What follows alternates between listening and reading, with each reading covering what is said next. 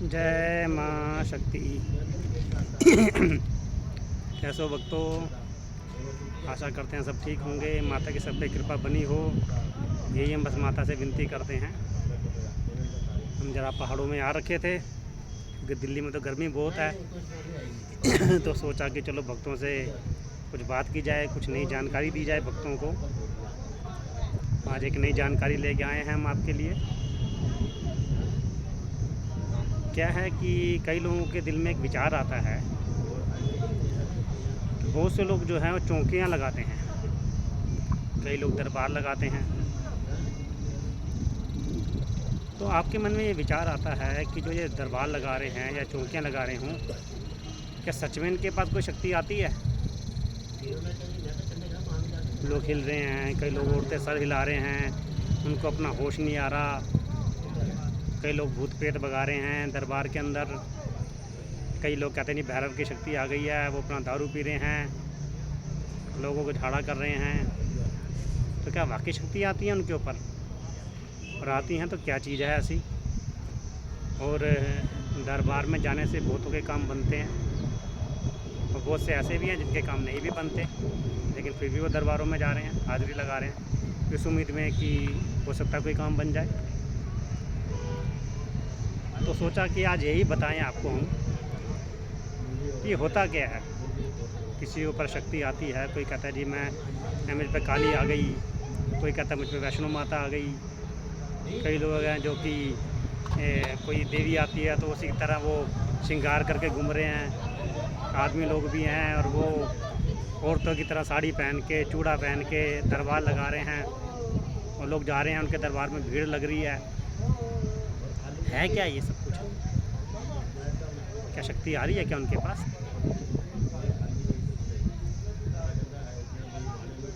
जो ये कहते हैं ना कि हमारे पास माता आ गई, काली आ गई, वैष्णो आ गई, ऐसी महाशक्ति तो किसी शरीर के ऊपर आ ही नहीं सकती। हमारा शरीर इतना काबिल नहीं है कि इस महाशक्ति को झेल सके, उसकी ऊर्जा को सहन कर सके। इंसानी शरीर में इतनी ताकत नहीं है। तो आता क्या है? क्या होता है कि किसी भी शक्ति की तुमने तपस्या की, उसकी आराधना की, तो उस शक्ति की कृपा से जो है उसके कुछ गण जो हैं वो शरीर में आते हैं, कोई छाया रूप के अंदर आते हैं और वो जो गण जो आज्ञा देते हैं वो भक्तों के काम हो जाते हैं। जिस व्यक्ति ने कोई तपस्या की है उस तपस्या के बल पे लोगों के काम होते हैं। ये ध्यान रखिएगा। शरीर जब कोई शक्ति आती है ना हमारे शरीर के अंदर, तो होता क्या है, हमारे शरीर के अंदर एक हस्तनी नाम की नाड़ी होती है। जब उस नाड़ी के अंदर कोई भी शक्ति प्रवेश करती है, क्योंकि जो देवी देवता होते हैं या फिर भूत प्रेत होते हैं उनको उस नाड़ी का द्वार पता होता है। वायु मार्ग से वो जो है सांसों के द्वारा जो है हमारे शरीर के अंदर वो आते हैं, प्रवेश करते हैं। जो हस्तनी नाम की जो नाड़ी होती है, ये मेरुदंड के पास, हमारा जहाँ पे मेरुदंड समझो कि आपका पेट से थोड़ा नीचे बैक साइड में, पीठ के जहाँ से आपकी कुंडली जागरण होती है उस जगह पे वो नाड़ी होती है। हस्तनी नाम की वो नाड़ी होती है और उस नाड़ी का जो संबंध है सीधा जो है आज्ञा चक्र से होता है। उस नाड़ी के अंदर कोई शक्ति प्रवेश करती है जब, तो वो शक्ति जो है आज्ञा चक्र को अपने कंट्रोल में ले लेती है। वो शक्ति जो है आपके आज्ञा चक्र को अपने कंट्रोल में ले लेती है और वो जो आज्ञा चक्र को कंट्रोल में लेने के बाद आपके दिमाग के हिस्से को सुन कर देती है। क्योंकि जब तक दिमाग को कोई आज्ञा नहीं मिलेगी, उसको दर्द का एहसास नहीं होगा, उसे कुछ खाए पिए का एहसास नहीं होगा, उसे किसी चीज़ का एहसास नहीं होगा। वो जो क्या करती है उस दिमाग के हिस्से को सुन कर देती है। वो जो शक्ति आज्ञा देती है, शरीर उसी के मुताबिक शरीर वो हिलना झुलना शुरू कर देता है। लेकिन ऐसा नहीं होता कि आप सोचो कि भैया वो हमारे शरीर में कोई शक्ति आ गई तो हमें अपना होश नहीं रहे। ऐसा नहीं होता। होश पूरा रहता है व्यक्ति को। बस थोड़ा सा एक नशे के अंदर होता है। एक प्रकार से आप समझ लो, आपने कोई नशा कर लिया, आपने दारू पी लिया, गांजा पी लिया, वो नशा होता है, वो नशे की हालत में होता है वो, लेकिन होश उसे पूरा होता है।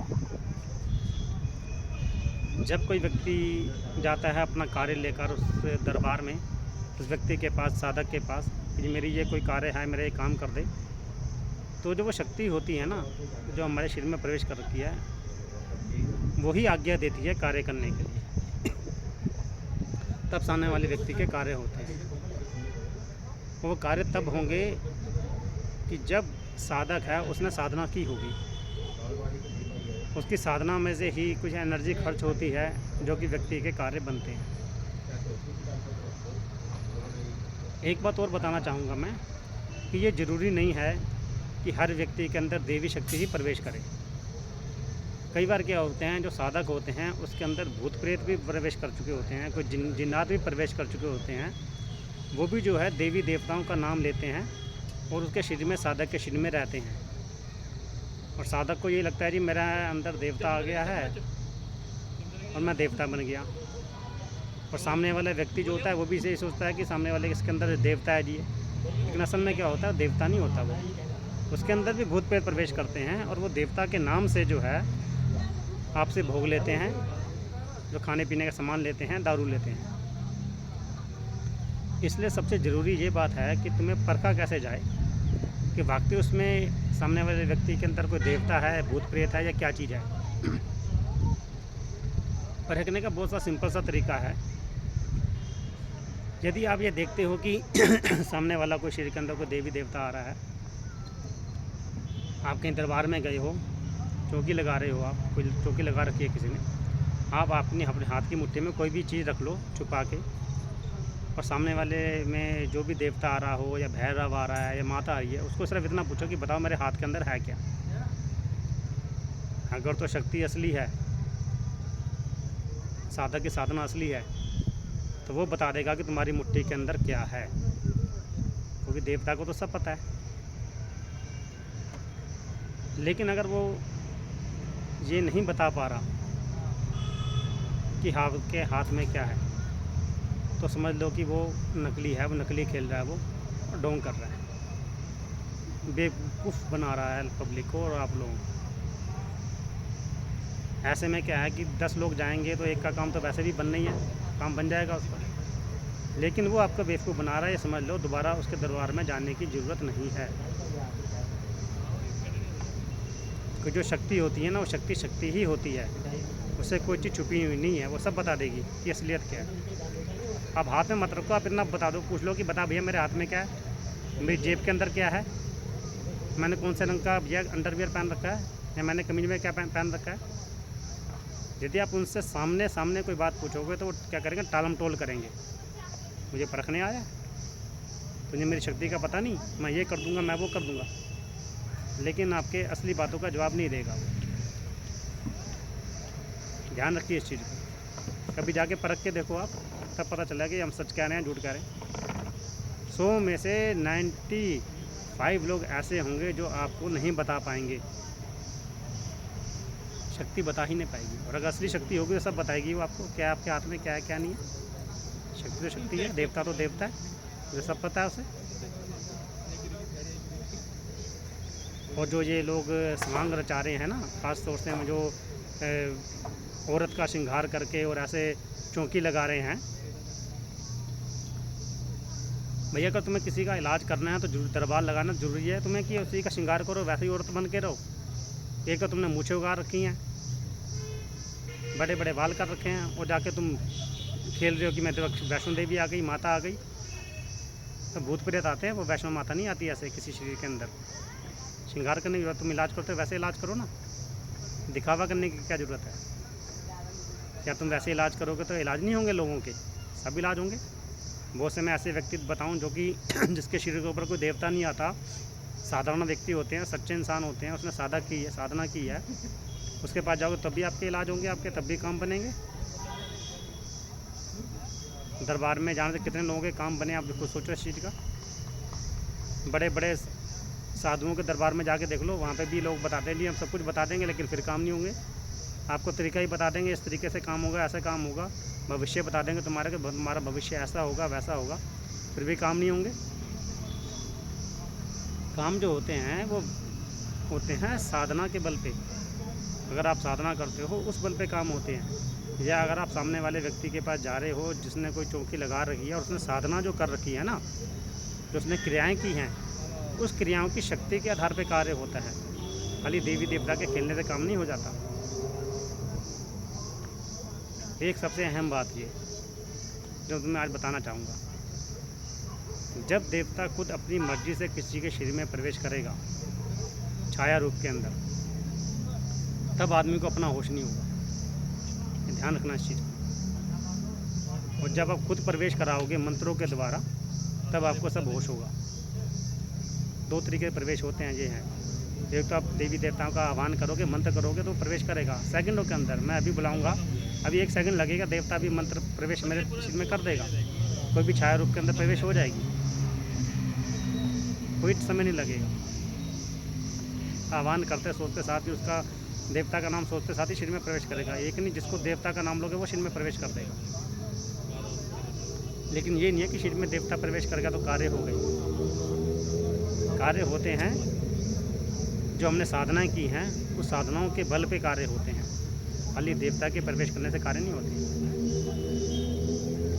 इसलिए मैं यही कहूँगा, जो दरबार में जा रहे हैं, ऐसे ढोंगियों के चक्कर में जा रहे हैं, वो जाना बंद करो। खुद साधना का मार्ग अपनाओ। जो शक्ति भगवान उस व्यक्ति को दे सकता है जो कि चौकी लगा रहा है, वो शक्ति तुम्हें भी मिल सकती है। कोई बड़ी बात नहीं है। साधना करनी पड़ेगी, मेहनत करनी पड़ेगी। हम शुरू से यही बात कहते आ रहे हैं कि खुद सीखो, खुद साधना करो। ईश्वर सबका है, वो सबकी सुनता है, सबका साथ देता है। किसी का जल्दी देता है, किसी का थोड़ा समय पे देता है, लेकिन साथ सबका देता है। जब ईश्वर ने हमारे को रूप दे के हमारा शरीर बनाया है, उसने हमारे लिए सब सोच रखा होगा ना। हम तो बस उसके मार्ग पे चलना है। सच्चे मार्ग पे चलोगे, सच्ची बात करोगे, सत्य पे रहोगे तो आपके सब काम बनेंगे।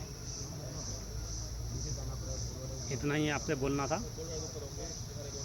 तो ये मत सोचा करो कि हमारी वीडियो बहुत समय बाद आती है। इसका कारण यही है कि हम चाहें तो रोज़ ही वीडियो डाल दें, कोई बड़ी बात नहीं है।